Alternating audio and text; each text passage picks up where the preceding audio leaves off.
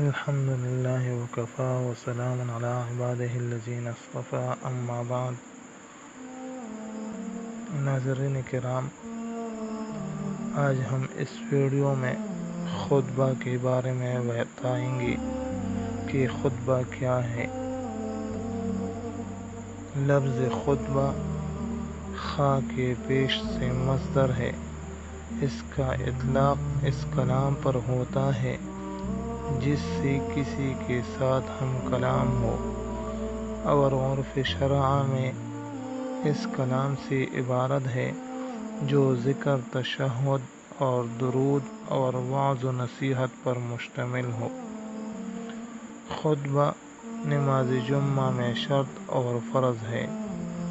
امام اعظم ابو حنیفہ رحمہ اللہ کے نزدیک اس کی ادنیٰ مقدار فرض اتنے الفاظ ہے جو تسبیح و تحمید پر مشتمل ہو۔ اللہ تعالیٰ فرماتے ہیں فَاسْعَوْا إِلَىٰ ذِكْرِ اللَّهِ، تو اس آیت میں مطلق ذکر فرمایا۔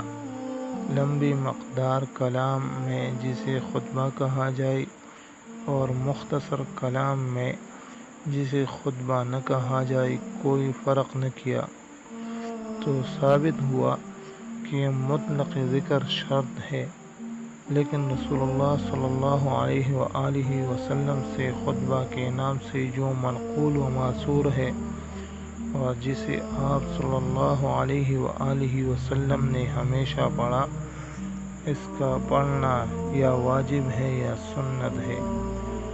صحت جمعہ کے لیے اس کا پڑھنا شرط نہیں کہ اس کے بغیر کوئی ذکر کفایت نہ کرے۔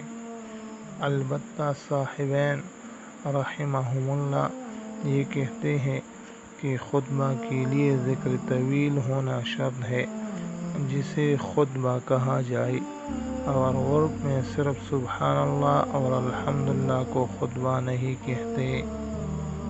ناظرین کرام، جمعہ کی نماز بھی بے شک فرض ہے، مگر عام فرائض سے کچھ زیادہ اس میں خصوصیت ہے، اور یہ خطبہ عام خطبوں سے بڑھ کر ایک نئی شان رکھتا ہے جو امتیازی شان ہے۔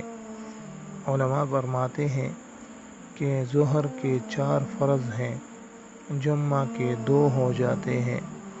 2 فرضوں کے قائم مقام یہ 2 خطبے ہوتے ہیں جو امام دیتا ہے، اس لیے ان خطبوں کے آداب عام خطبات سے زائد ہیں کہ امام کو دیکھو تو تلاوت قرآن مت کرو، عبادت بھی مت کرو۔ بڑی عبادت یہ ہے کہ خطبہ سنو اور امام کو دیکھو، گویا بمنزلِ نماز کے ہیں یہ 2 خطبے، تو 4 رکعت ہو جاتی ہے۔ اس شان سے کہ 2 رکعتیں جمعہ کی اور 2 رکعتیں قائم مقام ان 2